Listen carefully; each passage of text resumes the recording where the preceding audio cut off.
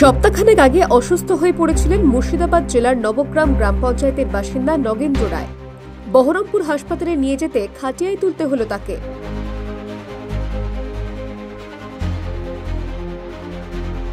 টিকনরার রায়পাড়া গ্রামের রাস্তা দেখলেই কারণটা বুঝে যাবেন। দীর্ঘদিন ধরে বেহাল রাস্তা সমস্যায় জেরবার এলাকার মানুষ। অসুস্থ রোগীকে নিকটবর্তী স্বাস্থ্যকেন্দ্রে নিয়ে যাওয়ার জন্য খাটই ভরসা, তাই প্রত্যেক বাড়িতেই রয়েছে খাট। বর্ষা শুরু হতেই গ্রামীণ এলাকার এই রাস্তা কাদায় মুখ ঢেকেছে। গ্রামের বাসিন্দারা জানিয়েছেন, একাধিকবার পঞ্চায়েত প্রশাসনকে জানিয়েও মেলেনি সুরাহা। বেহাল রাস্তার কারণে অ্যাম্বুলেন্স তো দূরের কথা, বাইক বা সাইকেল পর্যন্ত চলতে পারে না। ফলে খাটে শুয়ে 1 কিলোমিটারের কাছাকাছি পথ হেঁটে রোগীকে নিয়ে যেতে হয় নিকটবর্তী স্বাস্থ্যকেন্দ্রে। বহুবার প্রশাসনের দৃষ্টি আকর্ষণ করা হলেও মেরামত হয়নি রাস্তা। তবে গ্রাম পঞ্চায়েতের প্রধান জানিয়েছেন, খুব দ্রুত এই রাস্তা সারানোর কাজ শুরু হবে। প্রধানের কথায় অবশ্য আস্থা রাখতে পারছেন না বাসিন্দারা। তারা চান কাজ শেষ হোক দ্রুত।